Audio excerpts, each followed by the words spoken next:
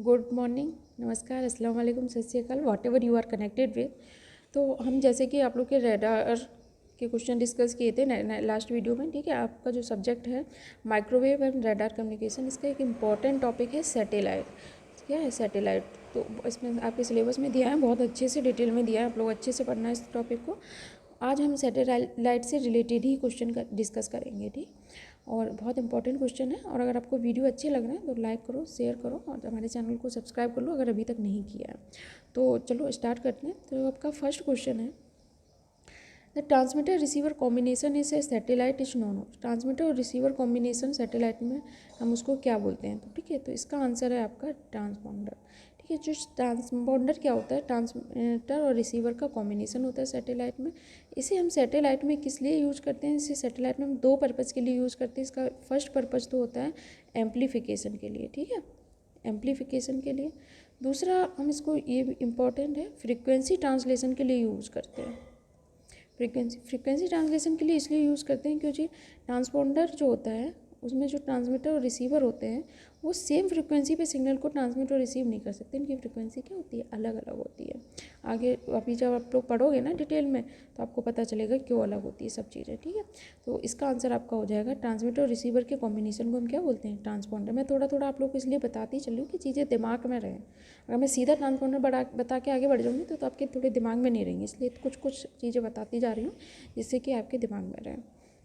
Next question बढ़ते हैं, which of the following bands can not be use for satellite communication. इनमें से कौन सा बैंड है जो आप सैटेलाइट कम्युनिकेशन के लिए यूज नहीं कर सकते?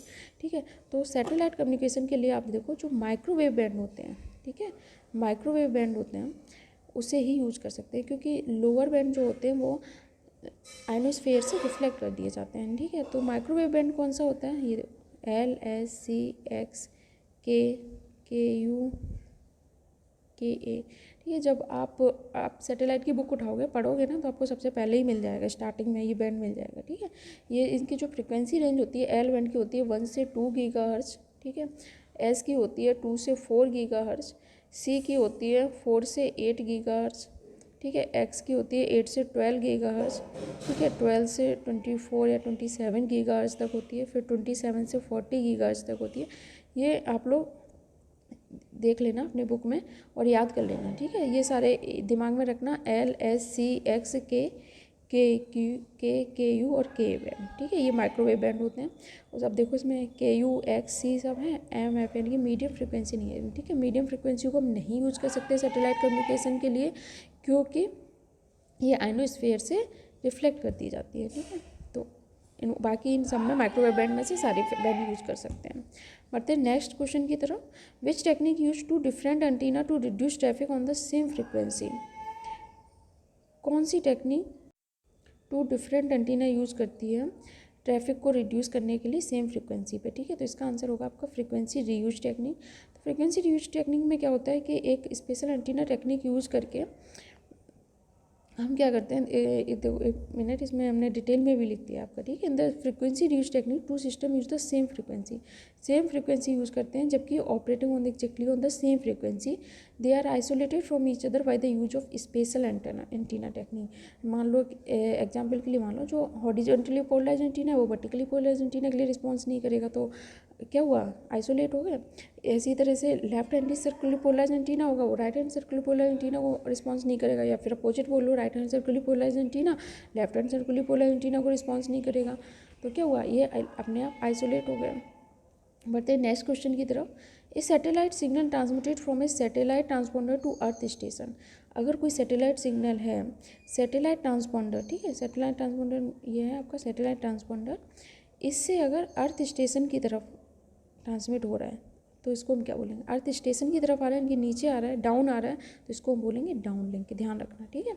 अब अगर कोई सिग्नल, ठीक है, अर्थ स्टेशन से ट्रांसमीटर की तरफ जा रहा है, ट्रांसपॉन्डर की तरफ जा रहा है, ठीक है, अर्थ स्टेशन से, तो उसको क्या बोलेंगे? आप लोग हमें कमेंट बॉक्स में करेंगे, ठीक है। सभी लोग कमेंट करेंगे इसका कि अगर कोई हमने आपको बता दिया ट्रांसपॉन्डर से अर्थ स्टेशन पे आ रहा है तो हम उसको डाउन लिंक बोल लेंगे। अब अर्थ स्टेशन से अगर ट्रांसपॉन्डर पे जा रहा है तो उसको क्या बोलेंगे, ठीक है।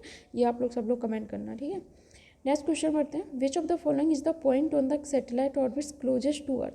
इसमें से कौन सा पॉइंट है सैटेलाइट ऑर्बिट में जो अर्थ के सबसे क्लोजेस्ट है, मान लो ये रहा आपका, ठीक है, ये रहा आपका सैटेलाइट, ठीक है। अब सैटेलाइट से अर्थ के पास से अर्थ का जो सबसे क्लोजेस्ट पॉइंट होता है, पास वाला पॉइंट होता है, उसको हम बोलते हैं पेरिजी, ठीक है, पेरिजी। और ये मान लो सैटेलाइट इससे फर्दर सबसे दूर वाला पॉइंट होता है, मान लो ये रहा आपका दूर वाला पॉइंट, यहाँ पे ये है, तो इसको हम क्या बोलेंगे, अपोजी, ठीक है। अब यहाँ पे कौन सा पूछा है, क्लोजेस्ट पूछा है, तो इसका आंसर हो जाएगा बी। अगर फर्देस्ट पूछा होता तो आंसर होता ए, अपोजी। बढ़ते हैं नेक्स्ट क्वेश्चन की तरफ। Intelsat stand for, Intelsat actual में क्या होता है, international tele communication set. Intel की फुल फॉर्म होती है इंटरनेशनल टेली कम्युनिकेशन, और सेट से रिलेटेड है सैटेलाइट, तो इसका सी ऑप्शन सही हो जाएगा। इंटेलसेट होता है इंटरनेशनल टेली कम्युनिकेशन सैटेलाइट। मतलब नेक्स्ट क्वेश्चन की तरफ, the time period taken by the satellite to complete one orbit. Time period जो सैटेलाइट लेता है एक ऑर्बिट को कंप्लीट करने में, उसको क्या बोलते हैं, उसको बोलते हैं सिड्रल पीरियड, ठीक है। ये पीरियड होता है, कोई मोशनलेस ऑब्जेक्ट होता है उसके रेफरेंस में लिया जाता है, मान लो स्टार या सन के रिस्पेक्ट में लिया जाता है सिड्रल पीरियड, ठीक है। बाकी अपने सैटेलाइट सब्जेक्ट में पढ़ा होगा डिटेल में।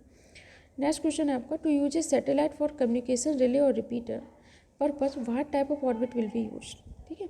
अगर सैटेलाइट को हम कम्युनिकेशन रिले और रिपीटर पर्पस की तरह यूज़ करें तो हम किस तरह की ऑर्बिट यूज़ करेंगे, ठीक है। तो सैटेलाइट कम्युनिकेशन के लिए हम जो ऑर्बिट यूज़ करते हैं, जियो सिंक्रोनस ऑर्बिट करते हैं। बहुत इंपॉर्टेंट क्वेश्चन है और ये बात सभी लोग दिमाग में बिठा लेना, ठीक है। कौन सी ऑर्बिट यूज़ करते हैं, जियो सिंक्रोनस ऑर्बिट यूज़ करते हैं, क्योंकि इसका फ़ायदा क्या होता है, जो जियो सिंक्रोनस ऑर्बिट होता है, जो इसका ऑर्बिटल टाइम होता है, ठीक है, वो वही होता है जो अर्थ अपने एक्सिस पे रोटेट करने में टाइम लेती है। अर्थ अपनी एक्सिस पे रोटेट करने में कितना टाइम लेती है, 23 आवर 56 मिनट्स और 4 सेकेंड। यही जियो सिंक्रोनस ऑर्बिट का टाइम पीरियड होता है।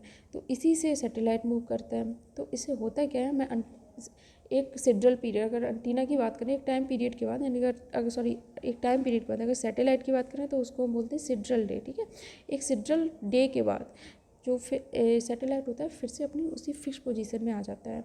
तो इससे क्या होता है, अर्थ भी उसी ऑर्बिटल उस पीरियड से रोटेट कर रही है और सैटेलाइट भी उसी पीरियड से रोटेट कर रहा है। तो आपको एक अलग से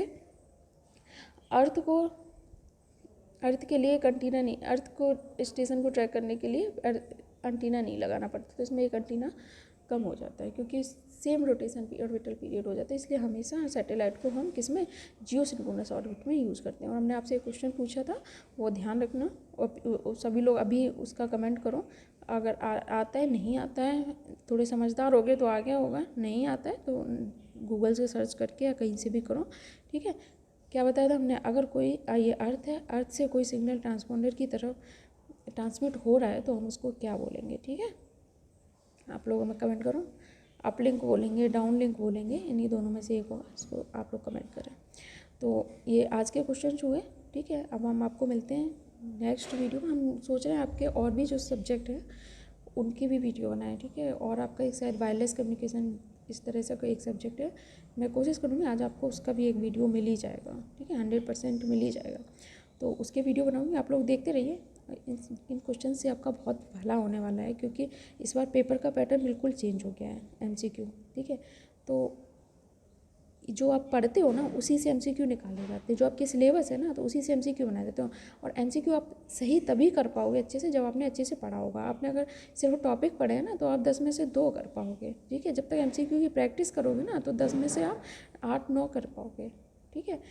और अगर बहुत ही ज़्यादा पढ़ोगे तब आप 10 में से 10 कर पाओगे, नहीं तो 10 में से 9, 8, 9 ऐसे एवरेज रहेगा। और अगर MCQ नहीं लगाओगे और पूरा सिलेबस पढ़ोगे अच्छे से तब आप 10 में से 2 कर पाओगे। ये एक एवरेज रहता है, ठीक है, जनरलाइजेशन है। चलो मिलते हैं नेक्स्ट वीडियो में नेक्स्ट क्वेश्चन के साथ। Thank you.